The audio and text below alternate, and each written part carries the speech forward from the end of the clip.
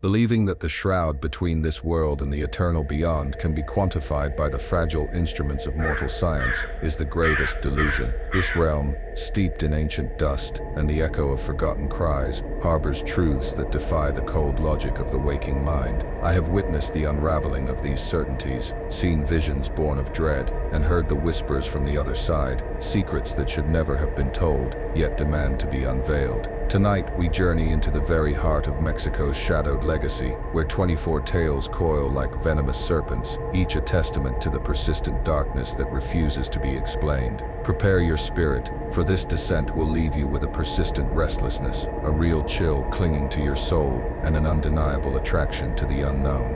The very air of this land, ancient and scarred, breathes with stories of apparitions that glide through forgotten cobblestones, of creatures born of nightmare that stalk the moonlit fields, and of spectral figures astride horses of shadow, their very presence a challenge to our understanding. From the wailing mother condemned to an endless search, to the silent watchers that cling to the branches of cursed trees, each narrative is a thread woven into the tapestry of fear, a dark omen etched into the collective consciousness. I have felt the tremor of these tales, the cold touch of their reality, in the quiet solitude of forgotten ruins, where the very stones hum with unspeakable memories. The shadows lengthen now, and the truth begins its slow, relentless unfoldment. Now listen carefully, because this is crucial. The stories you are about to hear are not mere folklore. They are echoes of forgotten pacts, of souls trapped between worlds, of malevolent forces that persist beyond the veil of death. They are the cracks in the mirror of our perceived reality, reflecting a deeper, more unsettling truth. My visions have shown me fragments of these truths, glimmers of the torment and the power that resides within these legends. Do you feel this dark message was meant for you? Your subconscious already knows the answer, the cold tendril of recognition coiling within. We begin with the Llorona, a name whispered in fear from cradle to grave across this land. In the deepest clutches of night, when the moon hangs like a dried bone in the sky and silence, thick as dried blood, suffocates every street, a lament rises. It is a sound that tears at the fabric of the soul, a profound and heart-rending cry. Ay, mis hijos, ¿dónde están mis hijos? Those who have endured its chilling resonance swear it is the voice of eternal sorrow, a spectral mother lost in a purgatory of her own making, forever searching for the children she cast into the dark waters. Her tragedy, an ancient wound, continues to bleed into the living world, a ceaseless torment. The origins of her curse are steeped in the venom of human passion and despair. There was once a woman, Maria, whose beauty was a fatal lure, drawing a wealthy man into her orbit. Their union bore fruit, 2 innocent children, but happiness, like a fragile shadow, soon fractured. The man's affections withered, his love turning cold and distant, a creaking door closing between them. His devotion shifted solely to his offspring, leaving Maria consumed by the bitter acid of jealousy and rejection. Her heart a broken cross in the wasteland of his neglect. She felt herself erased, a phantom in her own life, slowly fading into the cold ashes of his indifference, her very essence dissolving. One moonless night, the crimson tide of her anguish overflowed. Walking by the river, a dark mirror reflecting her shattered soul, she saw him, her husband, passing in an elegant carriage, a new, vibrant woman by his side. The vision struck her like a dagger of ice, severing the last thread of her sanity. In a blind, desperate act of vengeance, she seized her children and plunged them into the churning, hungry waters, believing their sacrifice would mend her broken heart, unaware she was sealing her own, more terrible fate. The river swallowed them whole, its dark current a silent accomplice to her madness.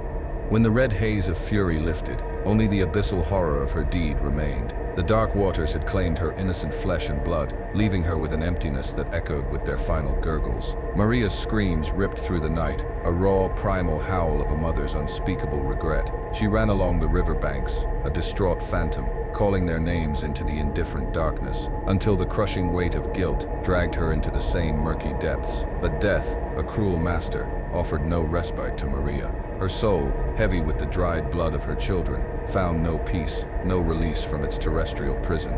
She was condemned to wander between worlds, her spirit eternally bound to the desperate search for what she had so cruelly extinguished. From that night, her spectral form has been seen across Mexico, a figure draped in white, her long, dark hair obscuring a face etched with eternal grief. She moves slowly, a whisper of tragedy, her haunting lament a chilling echo in the silence of the night. Her voice, a mournful dirge, repeats its endless plea. Ay, mis hijos, ¿dónde están mis hijos? It is said she seeks other children, drawn to their innocence, hoping to drag them into her perpetual sorrow, to alleviate her own relentless torment.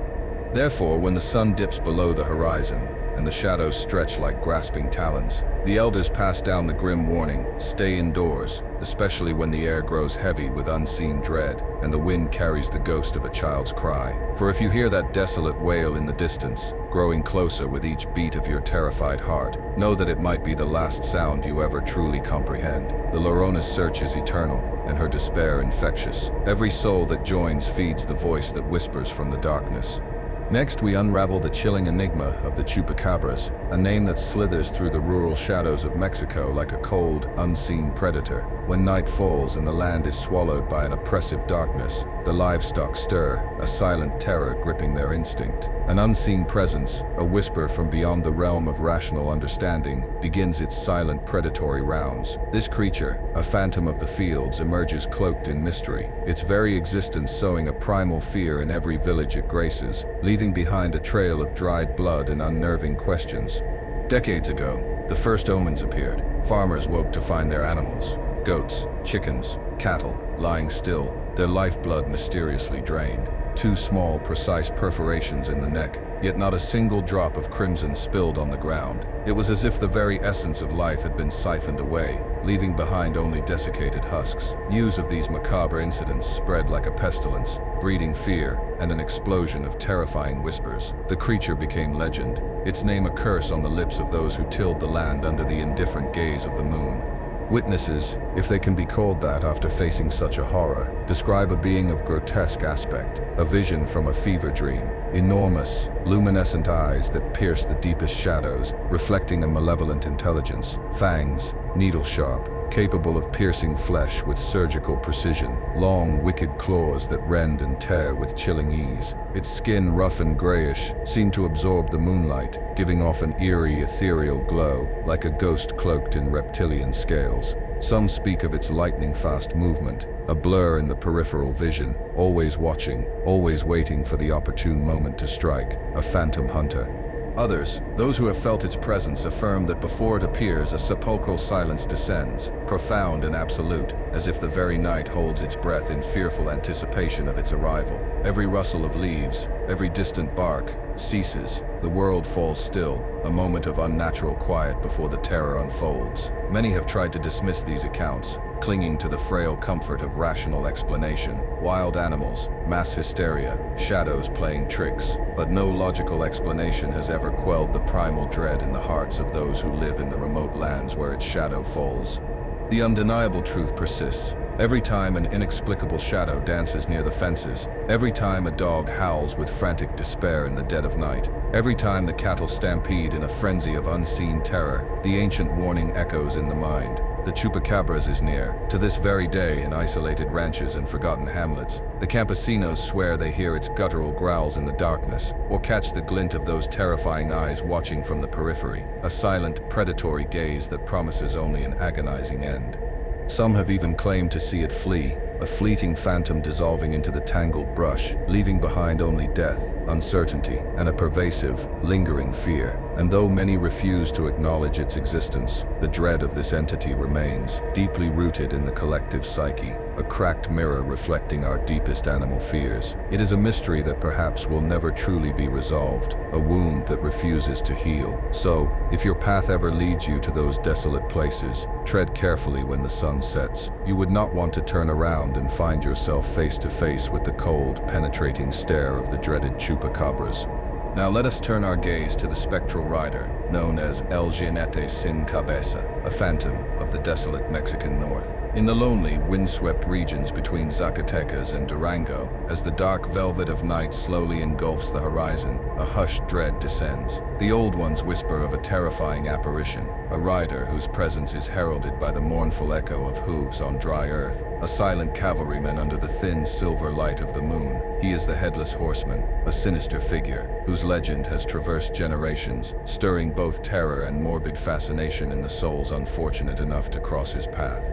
The legend, a tapestry woven with threads of vengeance and damnation, speaks of a merciless bandit from centuries past. Astride his black steed, a creature of shadow itself, He terrorized the region, preying upon defenseless travelers, robbing and murdering without a flicker of remorse. His heart was as barren as the desert he rode, his hands stained with the dried blood of countless victims. Eventually, the weight of his atrocities became too much to bear. The beleaguered inhabitants, their patience exhausted, rose up to deliver their own brutal form of justice, a macabre ritual under an unforgiving sky.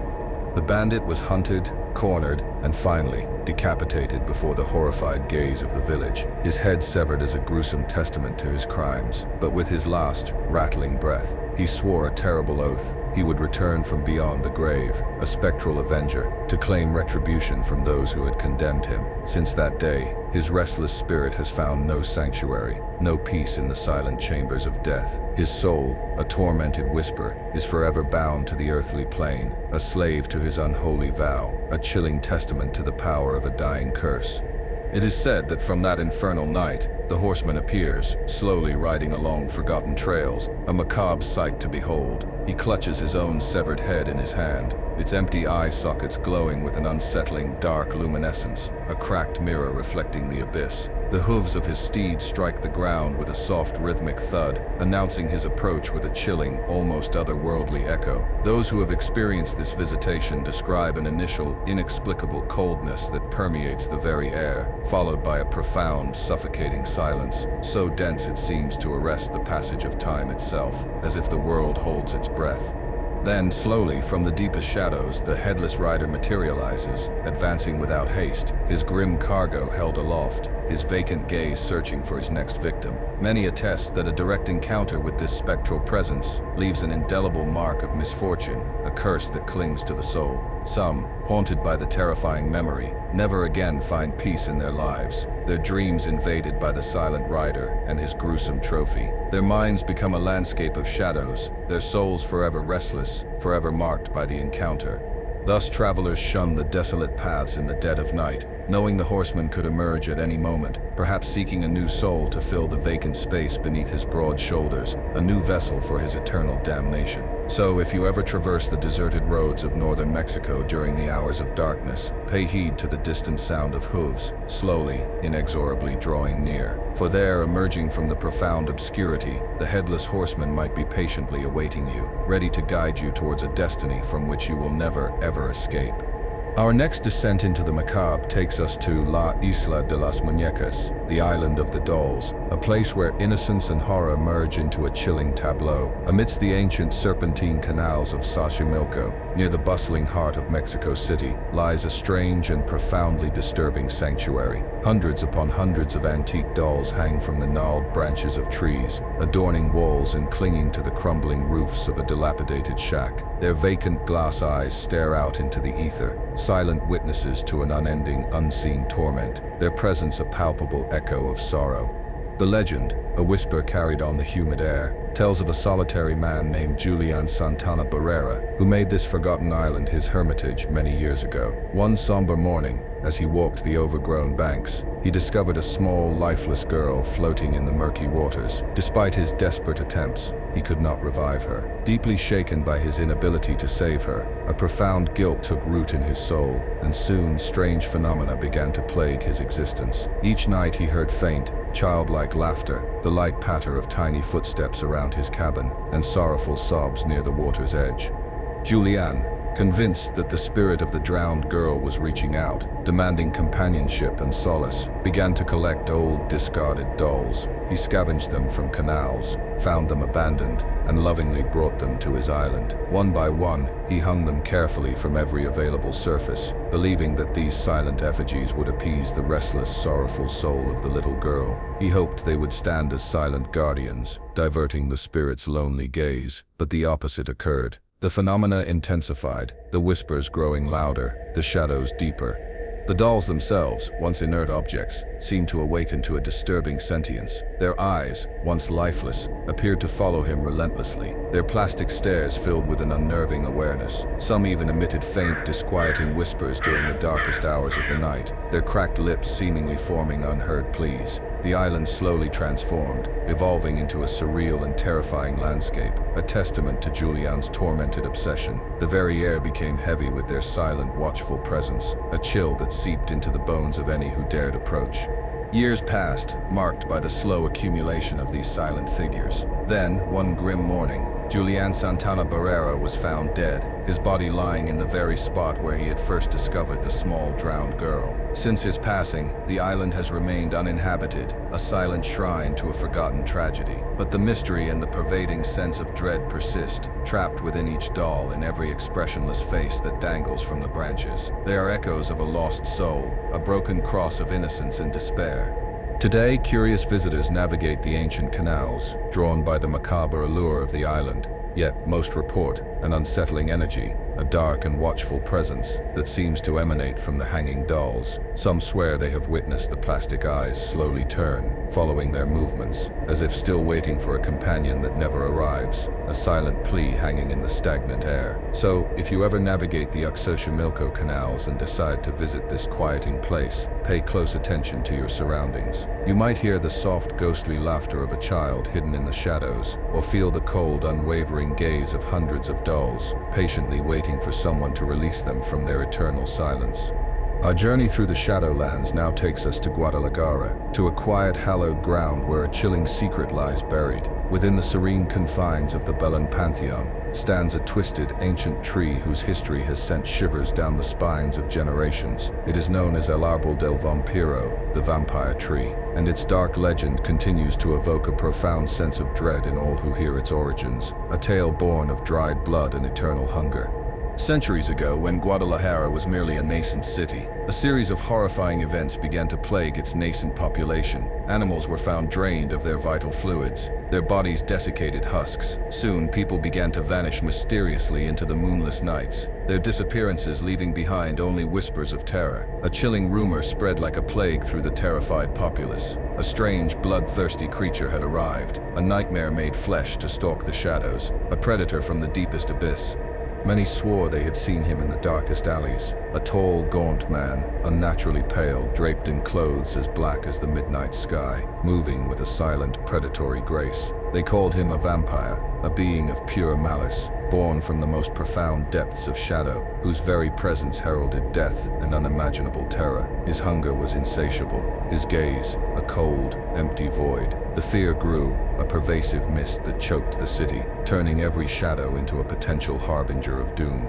Finally, a desperate band of courageous souls rallied to confront this infernal creature. After a relentless pursuit through countless dark nights, they cornered him, ending his reign of terror by plunging a wooden stake directly into his frozen heart. But the victory was bittersweet, for the dark soul of such a being could not simply be forgotten. His body had to be interred with the utmost caution, for his malevolent spirit could yet return, seeking vengeance, clawing its way back from the maw of death.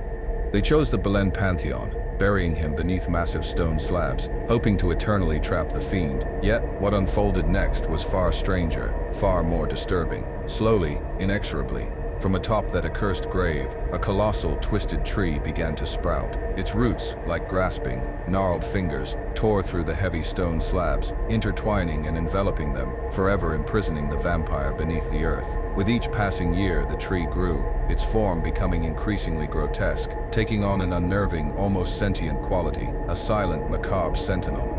Over time, observers noted disturbing characteristics: a reddish sap, unsettlingly similar to blood, seeped from its trunk, and by night, its barren branches cast terrifying shadows, resembling gnarled hands reaching desperately towards the heavens, as if in an eternal, agonizing plea for freedom, or perhaps for a fresh draught of lifeblood. The people of Guadalajara began to shun the tree, convinced that the vampire's tortured spirit remained trapped beneath its roots, patiently awaiting the precise moment to claw its way back into the world of the living, a broken cross marking his cursed tomb. Today, the vampire tree stands as a stark, unsettling monument in the old cemetery, defying the relentless march of time with its disturbing and macabre presence. Those daring enough to approach it after dusk swear they hear faint whispers carried on the wind, or feel an inexplicable cold presence observing them from the deepening shadows, a silent, predatory gaze. So, if your path ever leads you to Guadalajara, and you decide to approach the old tree in the Belen Pantheon, heed this grim warning. Perhaps beneath your very feet, entwined within its gnarled roots, a vampire still slumbers, waiting for the precise moment to awaken from his eternal, blood-soaked dream. Our next whisper of doom emerges from the silent streets of certain Mexican villages when the sun surrenders to the horizon and night cloaks the deserted thoroughfares. It is then that hushed tales are told of a terrifying spirit, one that glides unseen among the shadows. They call her La Nahuala, and those who have heard her name etched in fear forbid their children from straying alone when darkness descends. For her hunger is ancient and relentless, a predator cloaked in folklore. The legend, steeped in the occult, speaks of a solitary woman who, centuries ago, resided in a dilapidated, abandoned mansion. Her presence alone sent ripples of unease through the community. They whispered of midnight rituals, of dark incantations murmured under the shroud of the new moon, and of her unholy power to shift forms, particularly into the guise of nocturnal beasts. Her true identity remained shrouded in mystery, a forbidden secret, and soon, rumors of her malevolent nature spread like a virulent plague, infecting every corner of the village with dread. Then the horror began.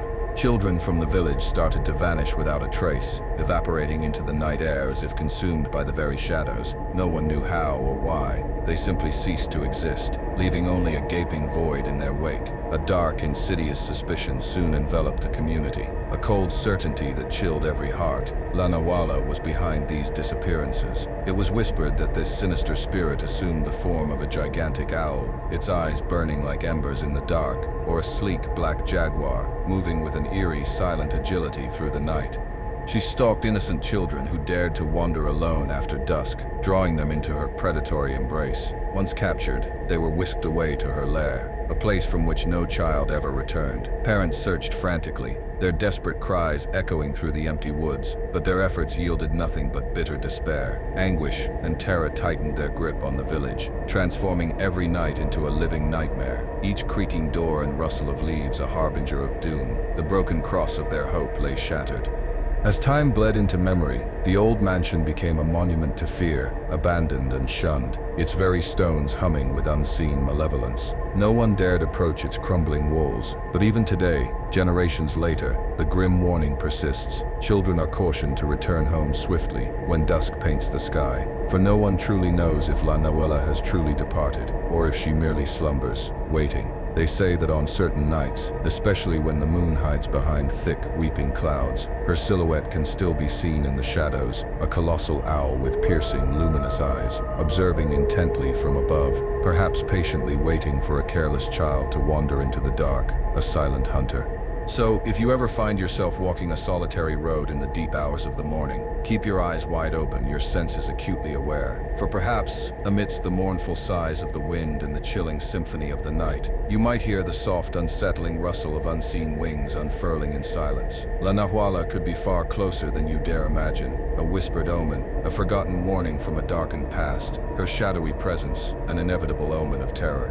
Our next chilling encounter stalks the solitary highways of Mexico when the clock strikes midnight, and only the anemic light of the moon sparsely illuminates the empty roads. Some travelers speak in hushed, terrified tones of an enigmatic and terrifying figure. They call him El Charro Negro, the Black Charro, a being of profound mystery and malevolent intent, a whisper of a pact gone horribly awry, cloaked in an elegant darkness, leaving behind cold ashes and spectral dread. It is said that this entity appears mounted on a steed as black as the abyss itself, draped in an exquisite Charro suit, its silver buttons gleaming with an unsettling brilliance under the lunar glow. His face remains perpetually obscured beneath the broad brim of his sombrero, allowing only a glimpse of his deep, piercing eyes, which hold the coldness of eternity. The legend, a dark tapestry woven from human greed and infernal cunning, recounts that many moons ago, there lived a man consumed by an insatiable hunger for wealth, his ambition a venom that poisoned his soul.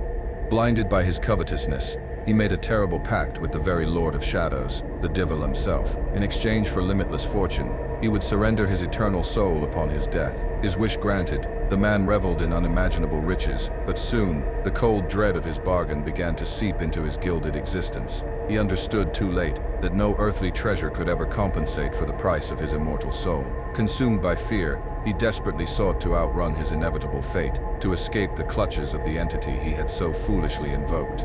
However, when the appointed hour arrived, The demon claimed its due, trapping him in a perpetual limbo, condemned to wander eternally between the realms of the living and the dead. His mission, a cruel mockery of his earthly greed, was to ensnare new souls, to offer them in his place, an endless chain of damnation. Since then, El Charro Negro appears on desolate roads, especially to those solitary travelers who dare to venture into the nocturnal darkness, their vulnerability a beacon to his predatory gaze, their souls, potential currency. Those who have encountered him recount a strange sequence of events. First, a soft, rhythmic sound of hooves slowly approaching from behind, an almost imperceptible echo in the vast silence. Upon turning, they are met by the mysterious rider, who offers to accompany them on their journey, promising immense wealth, fortune, and boundless luck. But beware, for accepting this seemingly generous offer carries an unimaginable price. El Charro Negro always collects his fee in the currency of souls, eager to drag another into the abyss. Survivors of this terrifying encounter issue a grim warning. It is always best to never stop, never engage, and most importantly, never accept his tempting promises. Some swear they felt a profound, chilling dread upon rejecting his offer, followed by the sound of his bitter, echoing laughter, before he slowly dissolved back into the hungry shadows. So, if your travels ever lead you down Mexico's most solitary and darkest roads, pay keen attention to the sounds behind you. If you clearly hear the slow, rhythmic cadence of hooves drawing near, perhaps it is best not to look back, for El Charro Negro might be there, patiently waiting for you to pause, ready to extend an offer you might regret for all eternity.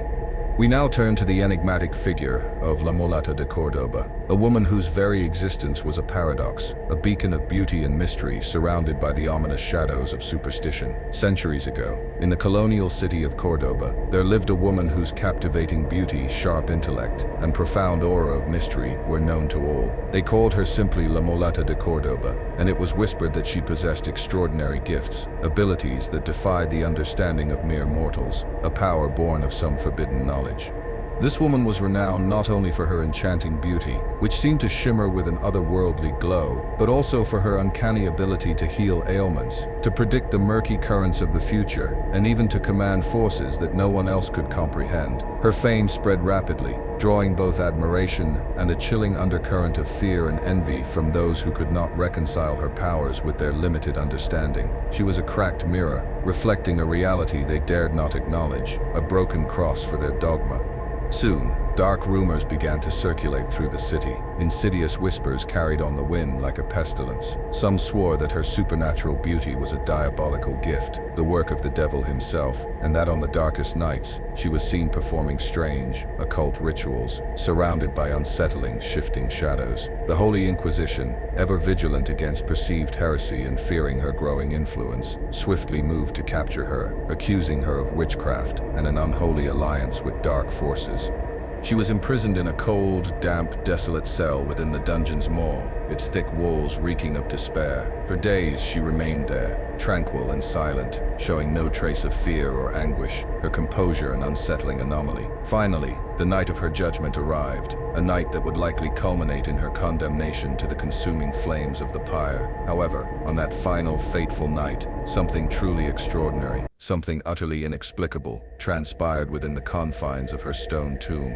With astonishing calm, the Mulata requested but one thing from her captors, a single piece of charcoal. The guards, their curiosity piqued, and their minds befuddled by such an odd petition, granted it, never imagining the impossible spectacle that was about to unfold. With deliberate, graceful strokes, using the charcoal, the Mulata began to draw upon the cold stone wall. Slowly, meticulously, a detailed image of a majestic ship materialized, its sails unfurled, poised to embark upon the vast open sea, a vessel of impossible freedom.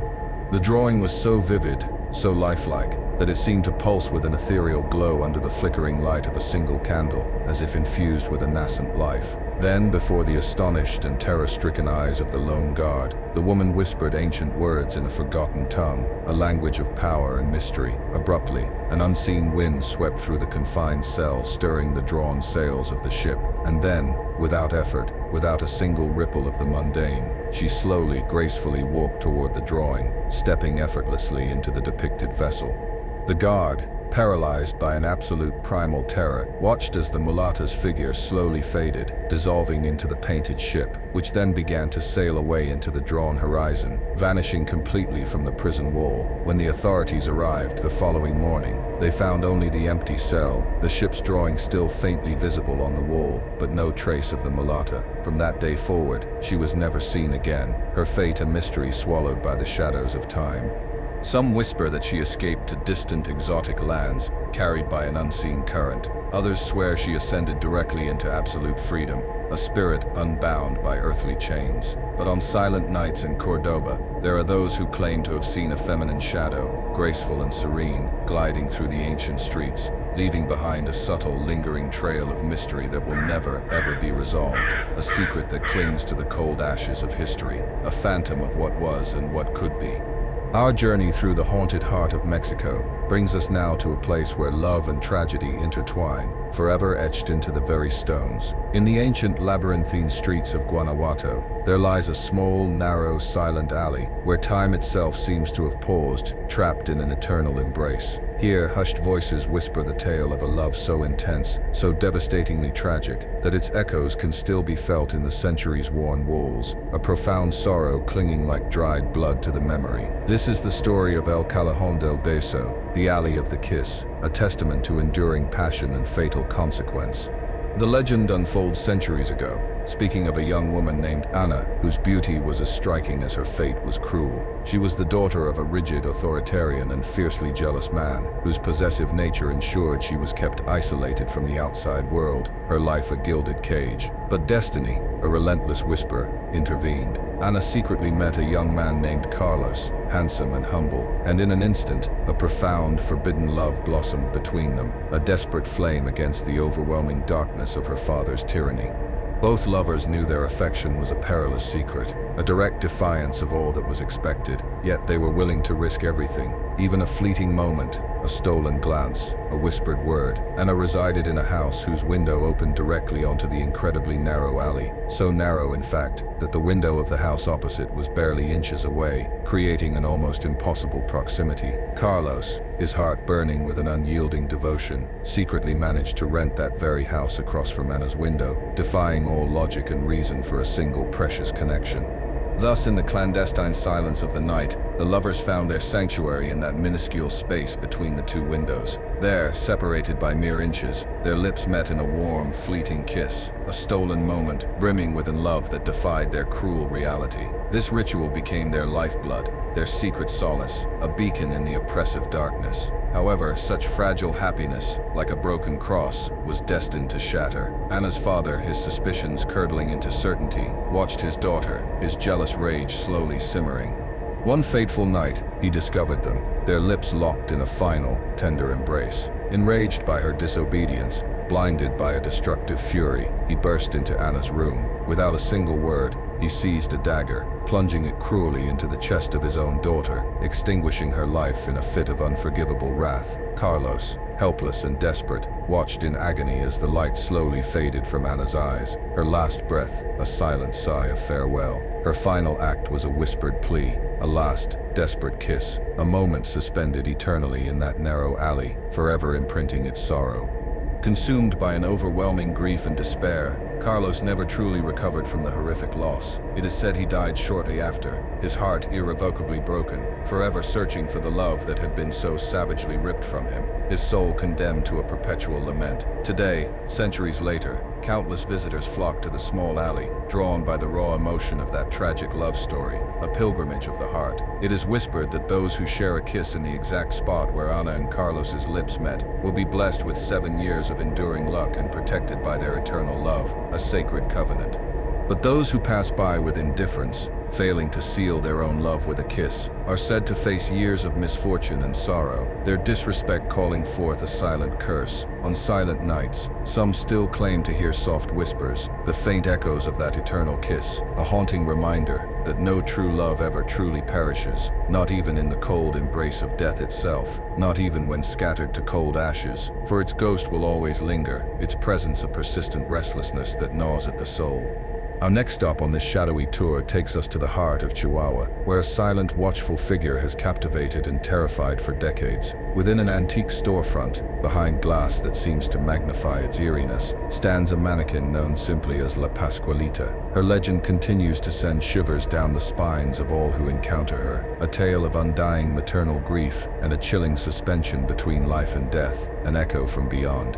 The enigma began in March of 1930, when the proprietress of a renowned bridal gown shop unveiled a new mannequin in her display window. From the very moment of her appearance, people were struck by the extraordinary beauty and unsettling realism of this feminine figure. She was too perfect, too lifelike, her gaze too piercing. But it wasn't long before the whispers began, insidious and unsettling, carried on the wind through the bustling streets, planting seeds of doubt and dread in the collective consciousness of the city. Those who observed her closely noticed details that were undeniably, unsettlingly human. Her skin seemed to possess the texture of living flesh, with delicate lines and faint veins visibly tracing beneath the surface. Her luminous eyes, filled with an uncanny depth, appeared to follow passers-by, their gaze tracking every movement. Her hands, adorned with perfectly manicured nails and realistic markings, were so lifelike that many began to suspect something macabre, something unspeakable, had transpired, a secret hidden in plain sight behind the pristine glass. The memory of a recent tragedy resurfaced in the minds of the townsfolk. Just prior to the appearance of this uncanny mannequin, the shop owner's daughter, Pascuala, had tragically died on her wedding day, a victim of a deadly scorpion hidden within the folds of her bridal gown. Her joy had turned to sorrow, her promise of eternal love, to the cold embrace of death, a broken cross of unfulfilled dreams. Soon after her death, the mysterious mannequin appeared in the window, dressed precisely in an elegant white wedding dress, a chilling harbinger. Thus, the disturbing legend was born, a question that refused to be silenced. Could this exquisite mannequin truly be the embalmed body of young Pascuala, preserved forever by the profound, agonizing grief of a mother unable to accept her unbearable loss? The very thought was a cold tendril of horror, coiling around the heart. Many employees of the shop swore they heard strange, faint sounds emanating from the display case after nightfall, unsettling whispers that seemed to defy all logic. Some even claimed to have witnessed La Pascualita move ever so slightly, shifting her position or even weeping silently when no one was directly observing her ghostly tears unseen save by those who believed. Today, nearly a century later, curious visitors and wide-eyed tourists approach the storefront daily, drawn by the macabre allure, trying to discern if she is merely an astonishingly lifelike mannequin, or if they are truly gazing upon the eternal bride, a soul tragically trapped between the realms of the living and the dead, a ghost in white. So, if you ever find yourself in Chihuahua and stand before La Pascualita, pay close attention to her penetrating eyes and her faint, enigmatic smile. Perhaps, if you gaze long enough, if you allow your mind to accept the impossible, you will discover that behind her cold, perfect beauty, there lurks a tormented soul, eternally imprisoned in the happiest, yet simultaneously most tragic, day of her short, lost life, a persistent restlessness, a chilling echo. Our spectral journey now takes us to the hushed, sterile halls of Mexican hospitals, where an ethereal presence offers both unease and comfort. In the silent corridors, especially during the deep hours of the morning, whispers tell of a spirit that glides silently through the patient rooms. They call her La Planchada, the Iron Lady, and though her presence initially instills a chilling disquiet, it ultimately brings a strange solace to those who are graced by her spectral care, a dark guardian angel. Many years ago, in a bustling hospital, a young nurse named Eulalia dedicated her life to the healing of others. She was known for her impeccable white uniform, always perfectly starched and pressed, without a single wrinkle, a detail that earned her the affectionate nickname La Planchada from her colleagues. Eulalia was kind, gentle, and profoundly attentive to all her patients, her very presence a balm to their suffering. Her heart, however, was destined for a tragic unraveling when she fell hopelessly in love with a young doctor from the same institution. Their love, it seemed, was reciprocated, a delicate flame flickering in the sterile environment. But, as fate often decrees, happiness proved ephemeral. Without a word, without explanation, the doctor abruptly abandoned the city, leaving Eulalia with a shattered heart, a wound that festered with betrayal and despair, her dreams turning to cold ashes. Consumed by an unbearable sadness, Eulalia's meticulous dedication to her work began to wane. She started to neglect her duties, forgetting medications, missing treatments, and her patients, once so carefully tended, suffered from her profound inattention. Due to her tragic negligence, several patients lost their lives, their final moments marred by her heartbreak. Finally, consumed by overwhelming remorse and inconsolable grief, Eulalia herself fell ill and died, leaving behind a painful void in the hospital, her spirit burdened by the weight of her unforgiven errors. But with the inexorable passage of time, something profoundly strange began to manifest. Critically ill patients, teetering on the precipice of death, began to report a peculiar phenomenon. They claimed that during the night a kind and silent nurse, dressed in an impeccably ironed white uniform, would softly enter their rooms. She would administer forgotten medications, adjust their blankets, or tend to them with an infinite tenderness, her touch ethereal and comforting. The following day, surprised and relieved, these patients would mention the detail to the hospital staff, only to be met with blank stares. No nurse had been on duty during those specific hours. No human presence had entered their rooms. Slowly, the chilling truth began to crystallize. This ghostly figure was none other than the spirit of Eulalia, eternally repentant for the errors she committed in life. It is said that to atone for her sins, La Planchada wanders eternally through hospitals, tirelessly caring for the sick, seeking redemption, and striving to heal the wounds that remained open and festering after her untimely death. Even today, doctors and nurses share hushed stories of encounters with this phantom nurse, her presence a signal of disquiet, yet also a profound relief, for all know that those who receive her visitation are granted another chance, a fleeting opportunity for healing, a whisper of hope. So, if you ever find yourself in a hospital in the dead of night, pay close attention to the profound silence that hangs in the air. Observe the lengthening shadows carefully, and perhaps for a brief, fleeting instant, you might glimpse La Planchada gliding across the corridor, her uniform pristine, her gaze filled with a sorrowful wisdom, a persistent restlessness that never truly forgot the suffering she caused, an enduring echo of remorse, a quiet guardian born of tragedy. Our journey through the veiled realities now leads us to the darkest, most solitary corners of Mexico and Central America, where hushed voices speak of a mysterious and dangerously beautiful woman. Her presence has both captivated and condemned those unfortunate enough to cross her path. Her name is La Ciguanaba, a chilling specter that cunningly punishes unfaithful men and nocturnal wanderers, her beauty a fatal lure, her true face a nightmare that shatters the mind. The legend, steeped in ancient wrathful deities, tells of a woman of extraordinary beauty, whose vanity and utter disregard for her family incurred the terrifying wrath of the old gods. As a cruel punishment for neglecting her child and surrendering her soul to hedonistic pleasures and wanton lust, she was condemned to wander eternally under a terrible, inescapable curse. She would forever retain her enchanting beauty from afar, a seductive vision, but upon close approach, she would reveal her true, horrifying and monstrous visage, a face ripped from the deepest pits of hell, a cracked mirror of malevolence.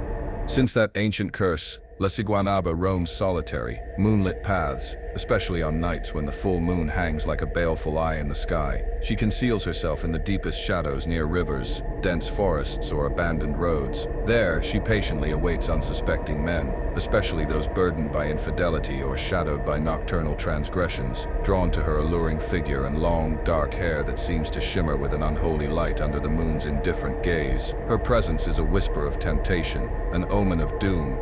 Hypnotized by her intoxicating beauty, the men follow her steps, their minds clouded by desire, utterly oblivious to the horrific truth awaiting them. She glides slowly, gracefully, leading them ever further from any hope of rescue, deeper into isolated, forgotten places, far from the succor of human civilization. Only when the victim is utterly alone, isolated in the suffocating silence, does La Ciguanaba slowly turn.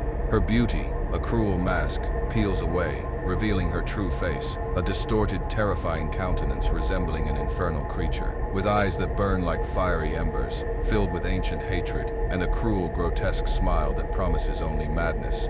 Those who gaze upon her true visage, who meet her eyes of burning malice, immediately lose their sanity, their minds fracturing into 1,000 pieces. They become forever trapped in a state of profound, irreversible madness, a living hell from which they will never recover, their souls broken crosses. Others, paralyzed by an absolute primal terror, vanish without a trace, condemned to wander lost and tormented for all eternity, their screams unheard, their fate a chilling mystery, their cold ashes scattered to the winds.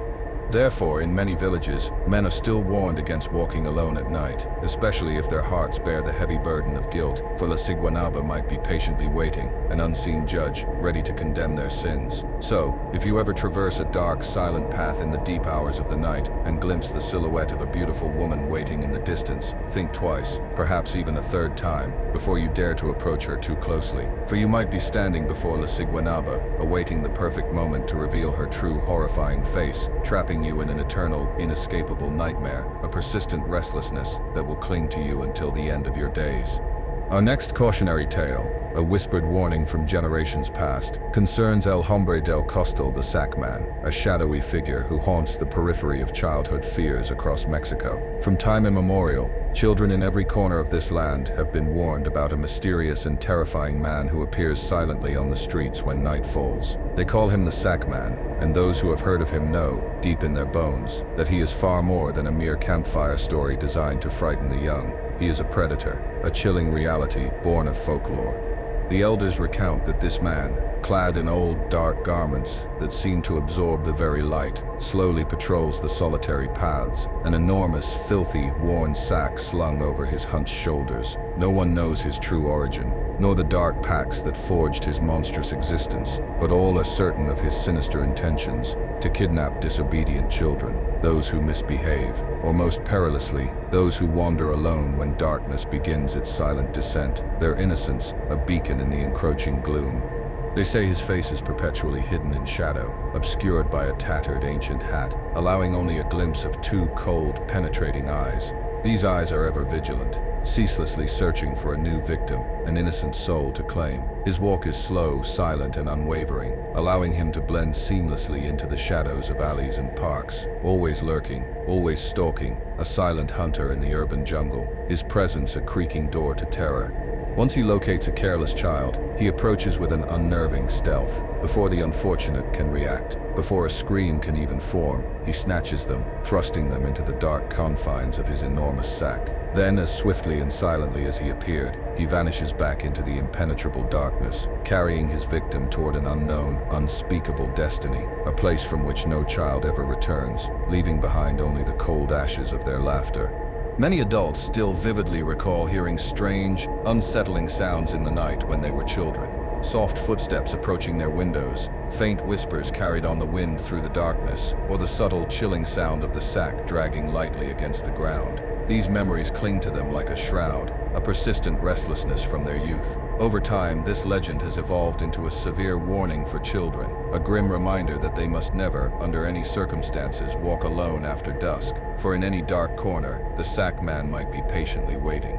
And while many might dismiss him as a mere fabrication, a tale spun to instill obedience in the young, others are absolutely certain that even today, hidden amongst the shadows, this mysterious man continues his silent search for new victims, eager to drag them, trapped within his sack, into the eternal darkness. So when night shrouds your city, look carefully around you, and do not forget to return home swiftly, for perhaps among the lengthening shadows, someone else might be watching you, waiting for the exact moment to ensnare you, to pull you into the silent abyss of their sack, a terrifying echo from beyond.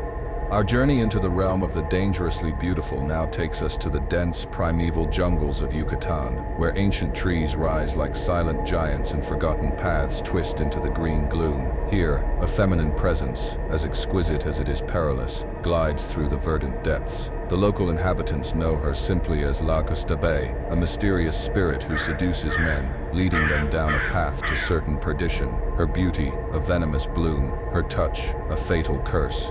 The ancient Mayan legend, whispered through generations, tells of two women who once lived in a small village within the region, Ixqueban and Nutzcolel. Ixqueban was known for her boundless kindness and gentle spirit, though her free-spirited way of life often scandalized the rigid inhabitants, her actions a broken cross to their strict morals. Nutzcolel, in stark contrast, presented herself as demure, cold, and immensely proud, her apparent purity merely a veneer concealing a deeply selfish and cruel heart, a cracked mirror of false virtue.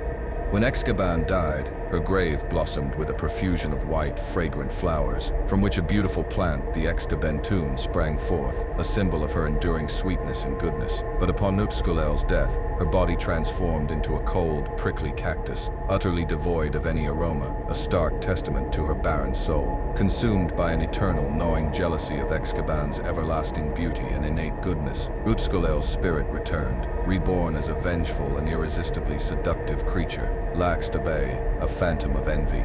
Since that dark transformation, this feminine specter appears on solitary paths, particularly on warm, moonless nights, taking the form of an incredibly beautiful woman. She is draped in a flowing white tunic, her long, dark hair shimmering with an ethereal glow that catches the faint light of the moon. Her perfume, sweet and utterly irresistible, drifts on the humid air, a fatal siren call, drawing unsuspecting men who quickly fall under her enchanting, deceptive spell, their wills dissolving like cold ashes in the wind.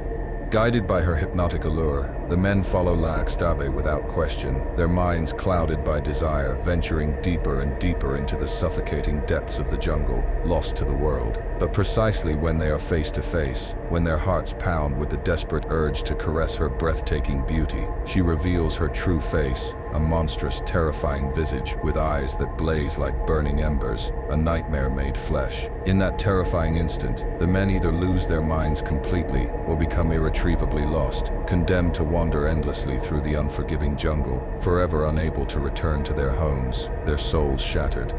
Therefore, in the Mayan villages of Yucatan, men are still sternly warned about the perils of venturing out alone at night, for no one knows exactly where Laxtabe conceals herself. She waits patiently, cloaked in her deceptive sweet aroma, ready to ensnare those who succumb to her fatal charm, a persistent restlessness for the lost. So, if you ever find yourself walking in the jungle as night descends, and you catch a sweet, tempting aroma on the air, be extremely cautious, for you might be drawing dangerously close to the beautiful, yet utterly fatal Extabe, a terrifying echo from beyond, a whisper of doom that will claim your very soul. Our next encounter with the uncanny leads us down ancient, solitary alleys, particularly when night slowly blankets the towns of Mexico and Guatemala. Some swear they have seen a strange figure, a small, dark presence, wandering silently amongst the shadows. This is El Sombreron, a being who for centuries has haunted the pre-dawn hours, enchanting young women with his melancholic music and whispered serenades, his presence an inescapable, chilling charm. The legend, a dark lullaby, recounts that El Sombreron walks silently through empty streets, his heavy boots echoing faintly on the cobblestones, pausing before the homes where young, beautiful maidens reside. There, beneath the window of his chosen victim, he gently strums his tiny guitar, singing mournful, haunting melodies capable of capturing innocent hearts forever. His music is a slow-acting poison, a hypnotic balm that seeps into the soul, binding the unsuspecting maiden to his will. The young women who hear his serenades fall into a strange, almost hypnotic state. They lose their appetite, their vitality slowly drains, and their minds begin to unravel. They spend entire nights gazing out their windows, consumed by an anxious anticipation for the next visit from the mysterious man in black, their sleep broken by unsettling dreams. But El Sombreron does not merely sing and play his guitar. He is also infamous for another peculiar, chilling habit. He silently enters the young women's rooms as they sleep, patiently braiding their hair into intricate, impossible knots that defy disentanglement.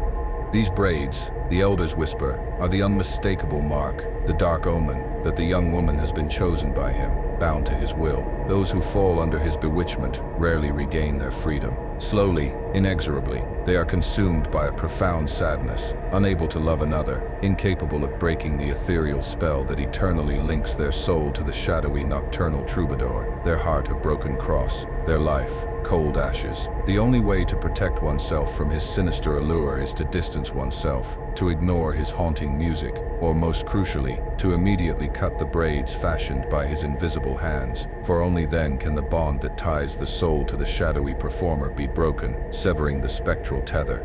Therefore, in many villages, young women are still warned to securely close their windows before retiring for the night, especially on silent, moonless evenings, for no one knows precisely when El Sombrerón will return, his silent vigil in the shadows broken by the soft strumming of his guitar, ready to sing his enchanting, dangerous songs, and to braid the hair of some innocent young woman, claiming her for his own, a persistent restlessness, a dark omen of inescapable fate. So, if one night, as you sleep, you hear a guitar softly playing near your window, perhaps it is better not to look outside, for there, patient and silent, the small man in the black hat might be waiting, ready to bind your heart with his melodies until the very end of time. Our journey into Mexico's haunted past now leads us to the very heart of its capital, to a place where history and anguish intertwine, where the echoes of suffering refuse to fade. In the bustling center of Mexico City stands an ancient, imposing, and darkly formidable building now known as the General Archive of the Nation. But before it became the repository of historical documents, this chilling edifice was the infamous Lecumberri prison, known colloquially as El Palacio Negro, the Black Palace. It was a place synonymous with injustice, unimaginable suffering, and countless heartbreaking tragedies, whose very walls absorbed years of human despair, leaving an indelible stain. It is precisely within these long, empty corridors that many claim tormented souls still wander, spirits that never found peace or rest after enduring untold torment behind its formidable bars, their hopes crushed like broken crosses. For decades, guards, employees, and even casual visitors have reported a litany of inexplicable phenomena. Silent shadows glide across desolate corridors, doors inexplicably swing open and slam shut with unseen force. Soft murmurs seem to emanate from abandoned cells, and the unsettling echo of footsteps slowly fades into the oppressive darkness, a persistent restlessness, a chilling echo from beyond.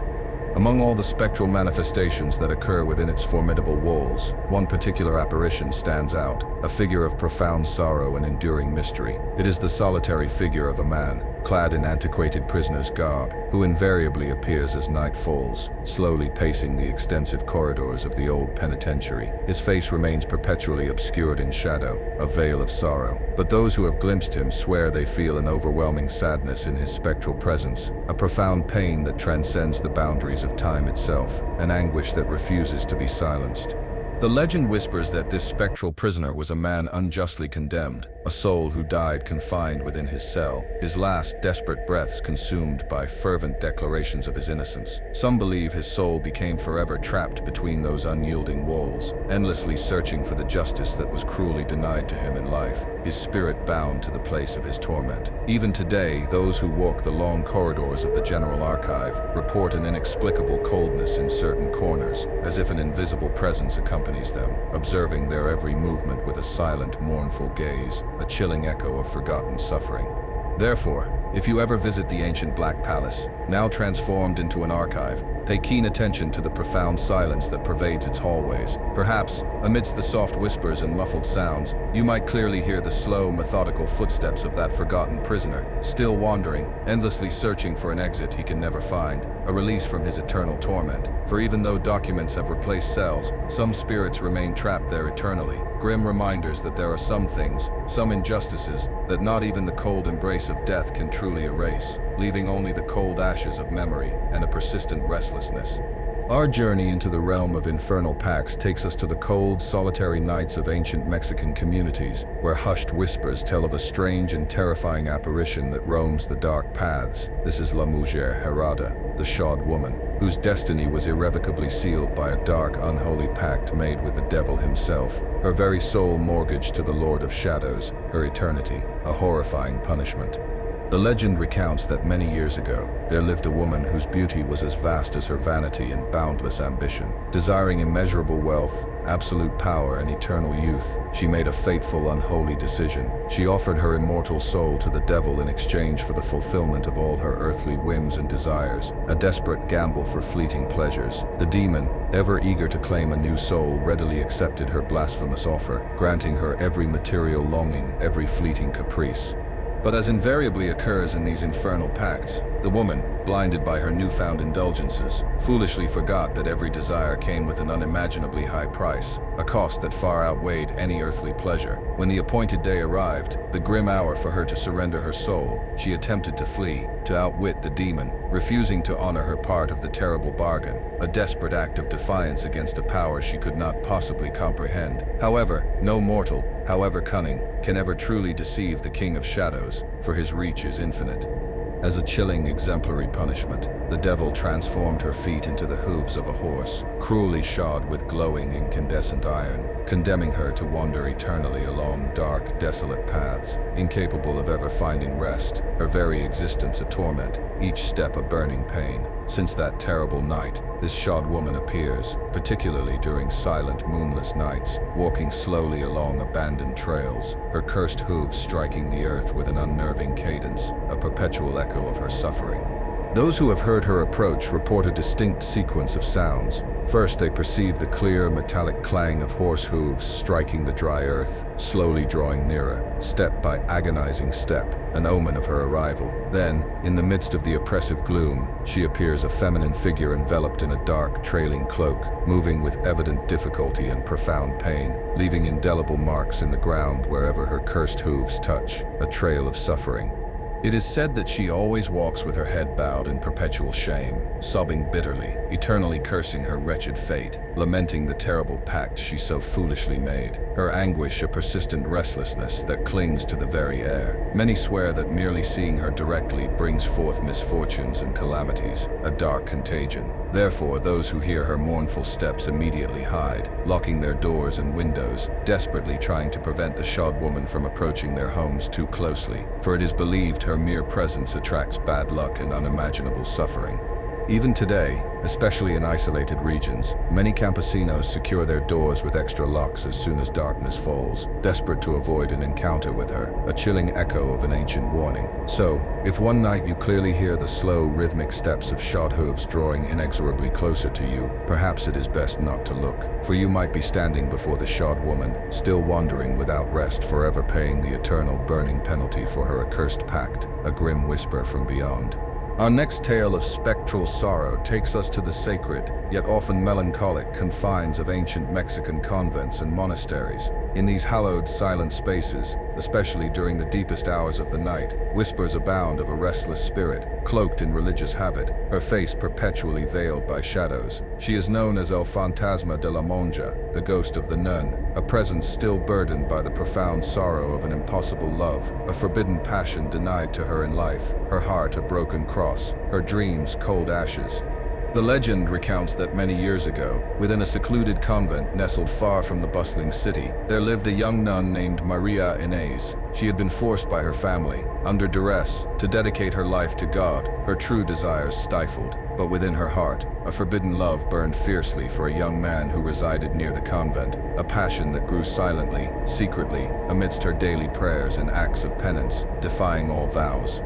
Consumed by her burgeoning passion and an unbearable sadness, Maria Inés began to meet secretly with the young man, defying all religious and familial norms, risking everything for a stolen moment of affection. For brief, precious moments, they reveled in a pure, profound, and utterly forbidden love. Yet, deep in their hearts, they knew such a romance could never be openly acknowledged, never truly flourish. Their love a secret whispered on the wind. It was a flame destined to be extinguished, their connection a fragile shadow.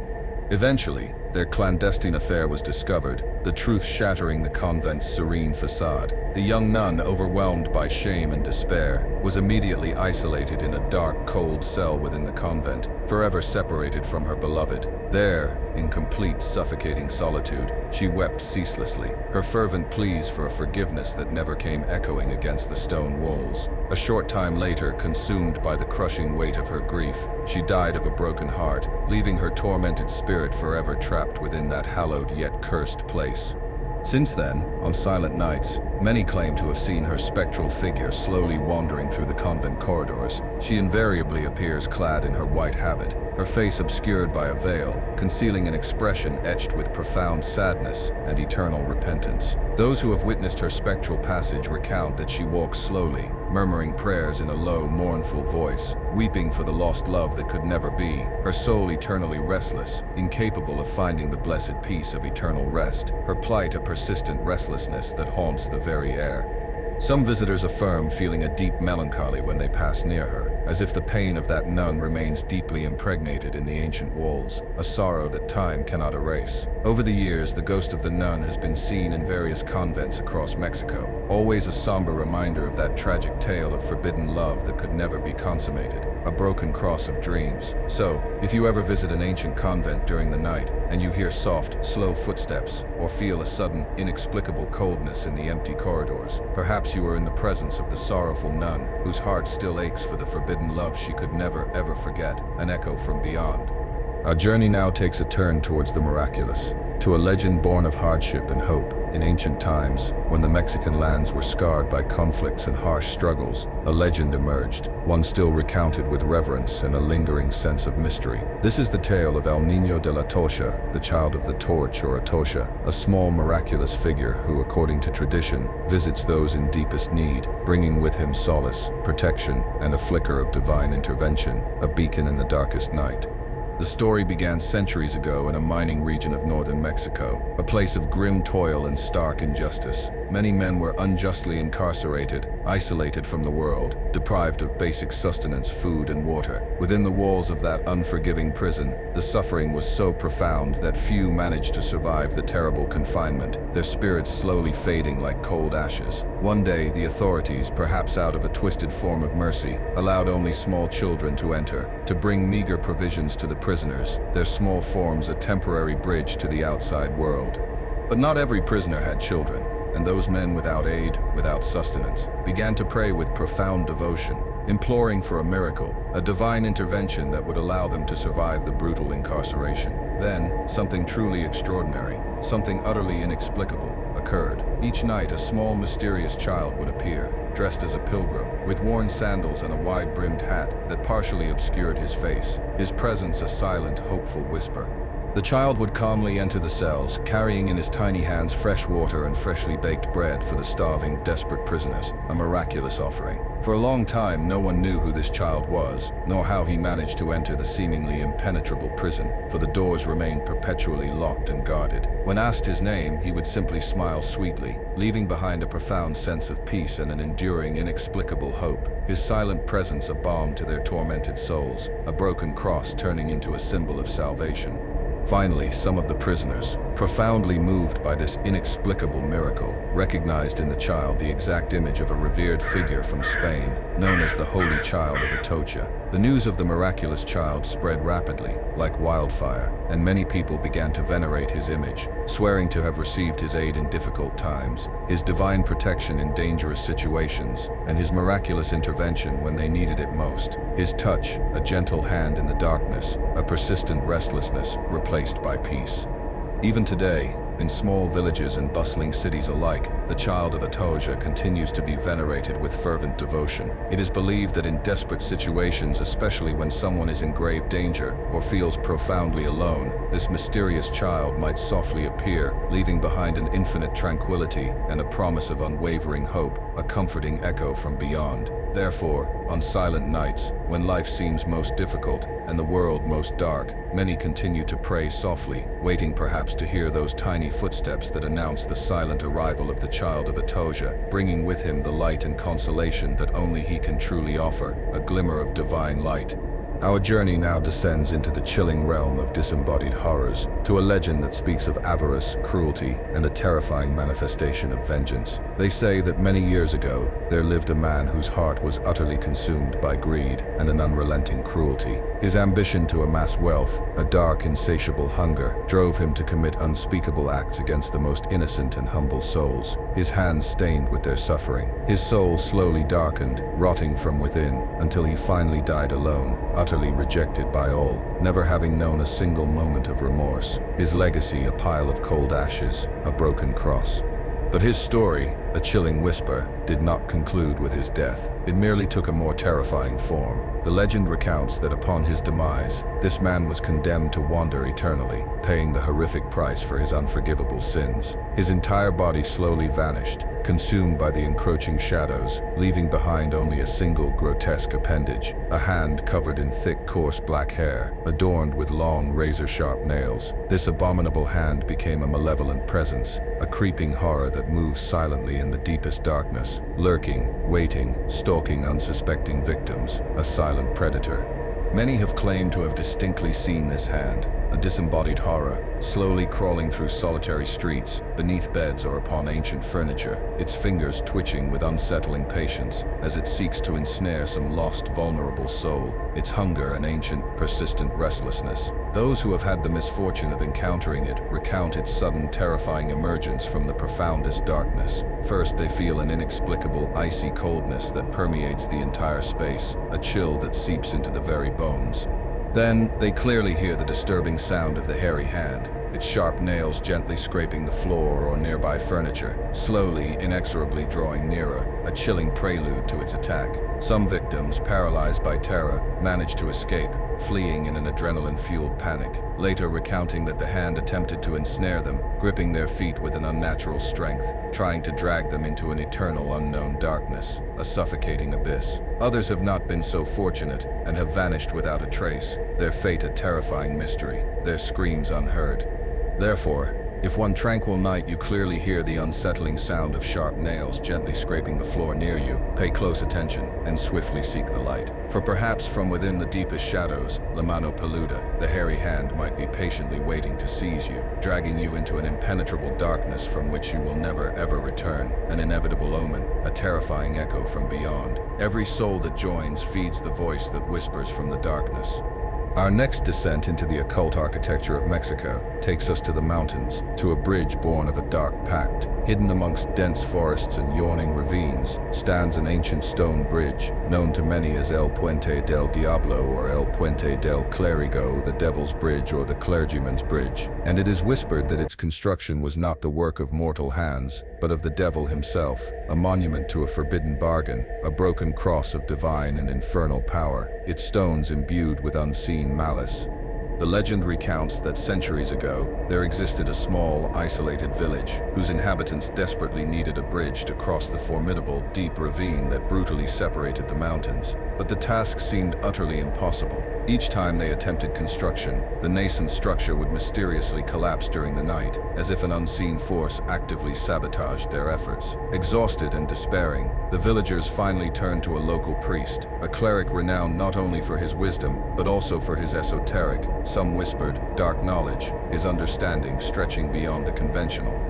This clergyman, acutely aware of the human impossibility of their task, decided to seek supernatural aid, secretly invoking the devil himself to solicit his unholy assistance. The demon appeared before the priest, its presence a chilling void, offering to construct the bridge in a single night, but in exchange for something unimaginably valuable, the soul of the very first living being to cross it, a cruel, predatory price. The cleric, cunning and determined to save his people, accepted the infernal bargain, but with a clever, unspoken condition in his heart. In a single, miraculous night, the bridge materialized, solid and perfectly formed, an impossible feat of engineering. At dawn, the devil waited patiently, concealed in the deepest shadows, eager to collect his macabre reward. But the cunning priest had a secret plan, a subtle betrayal. Instead of allowing a human to cross first, he sent a small dog across the newly built bridge, which scampered quickly to the other side. The devil, enraged by this blatant deception, unleashed a terrible, echoing curse upon the bridge, its fury a tempest, before vanishing amidst flames and a suffocating plume of smoke, leaving behind only the cold ashes of his rage.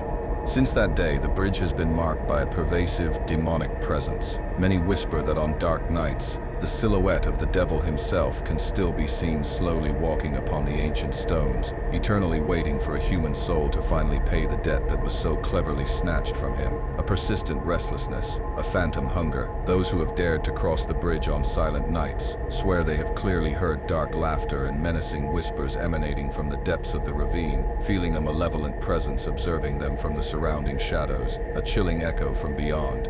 So, if one day you travel through the Mexican mountains and find yourself standing before the ancient clergyman's bridge, think carefully before you cross it during the night. For perhaps there, hidden in the suffocating darkness, the devil himself still patiently waits, a silent predator for an innocent victim, a vulnerable soul to finally collect that ancient accursed debt, sealing their fate for all eternity, a terrifying echo from beyond, an inevitable omen.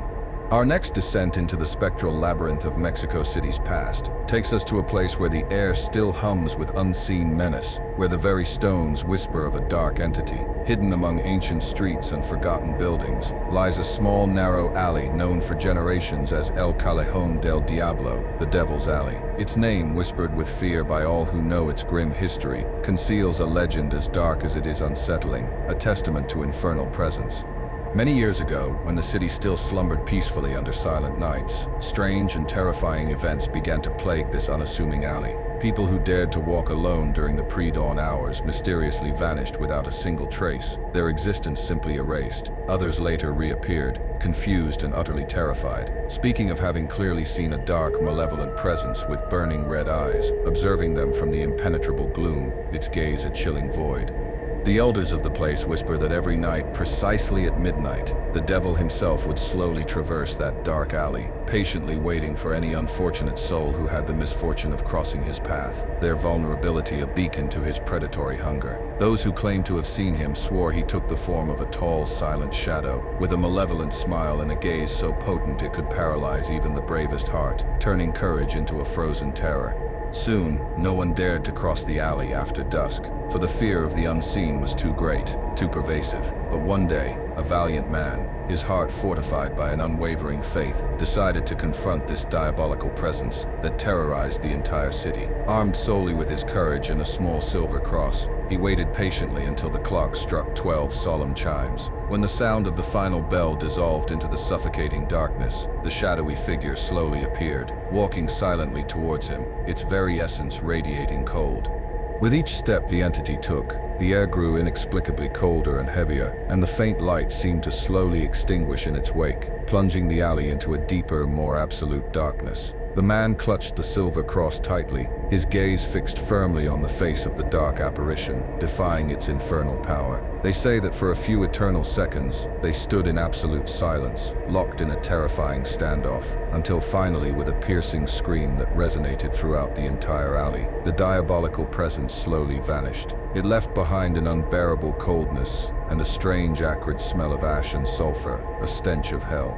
Since that day, although the demonic apparitions diminished, the Devil's Alley never truly regained its former tranquility. Many people still avoid walking there at night, for they distinctly feel an unseen gaze upon them from the shadows, or hear mocking laughter and silent footsteps that seem to accompany them through the profound darkness, a persistent restlessness, a chilling echo. So, if you ever traverse the ancient streets of Mexico City, be extremely cautious when passing through the Devil's Alley, for perhaps there, hidden within the darkness, the devil himself still patiently waits for his next victim, ready to ensnare them in his eternal shadows, to drag them into an abyss from which there is no return.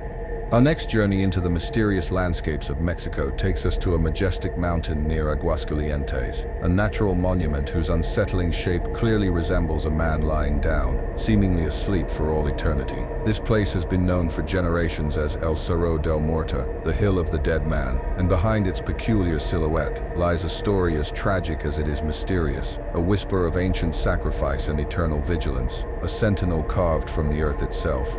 The elders recount that many centuries ago, long before the rise of modern cities, this region was home to various indigenous tribes locked in perpetual brutal conflict. One day, a valiant warrior arrived in these lands, his name lost to the unforgiving currents of time, known only for his unparalleled nobility and courage. During one of the most violent battles, this warrior fought tirelessly, defending his people with unwavering bravery, his spirit a burning flame against the encroaching darkness. He battled relentlessly for entire days, until finally, exhausted by countless wounds and superhuman effort, he fell to the ground, gravely injured, his lifeblood slowly seeping into the earth. It is said that upon his death, the gods themselves, moved by his immense courage and selfless sacrifice, decided to honor him eternally. They transformed his fallen body into an enormous mountain, a monumental tribute. There he would rest forever, patiently watching over the horizon, forever protecting the lands he so profoundly loved, his slumbering form a silent guardian, a broken cross now a sacred icon. Since that ancient transformation, the Hill of the Dead Man became a sacred place, yet also one shrouded in an aura of profound mystery. As night descends, especially under the silvery light of the full moon, many inhabitants swear they clearly see the mountain slowly breathing, as if that valiant warrior were still alive, sunk in a deep eternal sleep from which he will never awaken, his spirit inextricably bound to the earth. Others recount having seen strange lights flickering on the mountain's summit, or having heard soft sounds that seemed to be whispers or laments carried on the mournful wind, the voices of ancient spirits, a chilling echo from beyond the veil. Some even claim that on certain nights, a human figure can be clearly observed slowly walking along the summit, as if the warrior's spirit still patrols, tirelessly protecting his people from beyond the cold embrace of death, his vigilant gaze sweeping across the land, a persistent restlessness that transcends mortality. Therefore, if one day you visit Aguascalientes and observe the Hill of the Dead Man from afar, pay close attention, especially when night slowly covers the mountain. Perhaps for a few fleeting instants, you might clearly see the brave warrior, whose body lies eternally asleep, but whose spirit never truly abandoned his land, remaining vigilant and eternal on the summit of that mysterious hill, a timeless guardian. Our final whisper from the shadows brings us to the ancient, beautiful city of Puebla, to a small alley whose unsettling history has been recounted for generations. This place, known as El Callejón de las Manitas, the Alley of the Little Hands, holds a mystery as dark as it is tragic, one that still evokes fear and melancholy in all who visit it, a persistent restlessness, a tangible sorrow that clings to the very stones, a broken cross of maternal love. The ancients tell that many years ago, in a humble house nestled within this alley, lived a numerous family with several small children, their laughter echoing through its narrow confines. One day, the city was struck by a powerful storm, and the rains were so intense that the nearby river began to swell dangerously, slowly inundating the streets and the surrounding homes, its waters rising like a hungry beast. The mother, desperate and frantic, tried to save her children by carrying them to the rooftop, hoping to escape the relentless deluge, but the force of the water increased with terrifying rapidity, an unstoppable current. Finally, the raging current snatched the little ones from her desperate embrace, dragging them into the deep, dark abyss of the churning waters. The mother, utterly devastated, remained on the rooftop, screaming and pleading for help. Her raw cries carried on the wind, but her children never returned, their small lives extinguished by the cruel embrace of the flood. Since that day, something profoundly strange began to occur in that alley, an unsettling manifestation of grief and loss, a chilling echo from beyond. A few days after the tragedy, neighbors began to notice small, distinct handprints of children appearing on the walls, clearly marked with mud. At first, they dismissed them as pranks or mere coincidences, rationalizing the inexplicable, but the handprints reappeared, again and again, especially after rainy nights, their ghostly presence undeniable. Soon they understood the horrifying truth. Those mysterious marks were the tiny hands of the vanished children, desperately returning, searching for the protection and affection they could never receive on that fateful night, their spectral touch a persistent restlessness. Even today, many inhabitants of Puebla swear they have clearly seen, on rainy days, small handprints imprinted on the ancient walls of the alley, or they have heard during the night soft laughter and faint cries that sadly echo between the old houses, the ghostly sounds of eternal childhood. Therefore, the neighbors still pray softly each time they pass through this alley, begging that the innocent souls of those little ones finally find rest and can forever abandon the place where their desperate little hands became trapped, their last hope imprinted on the cold, unforgiving stone. So, if you ever walk through Puebla and pass by the Alley of the Little Hands on a rainy night, pay close attention to the ancient walls. Perhaps you will clearly see those tiny, spectral handprints, a grim reminder that some spirits never fully abandon the place where they left behind their last, desperate hope, their final, silent plea, a profound sorrow clinging to the cold ashes of memory, a pervasive, chilling echo from beyond the veil.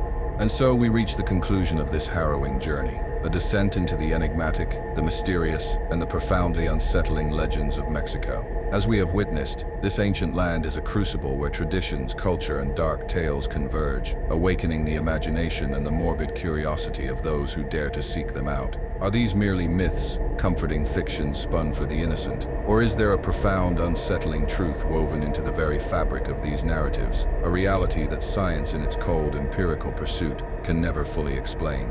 Perhaps, in this lifetime, we will never truly know with absolute certainty. But in the interim, these legends will continue to captivate us, to haunt our thoughts, to pose unanswerable questions, and to keep alive the intoxicating aura of the unknown, the undeniable attraction to the forbidden. They will continue to foster that persistent restlessness, that chilling awareness of a world just beyond our grasp, a world of shadows and whispers. Do you feel this dark message was meant for you? Your silence, your lingering unease, already answers. Every soul that joins feeds the voice that whispers from the darkness, strengthening the veil between what is seen and what remains hidden. Thank you for accompanying me on this journey into the abyss. Until our next encounter with the forbidden,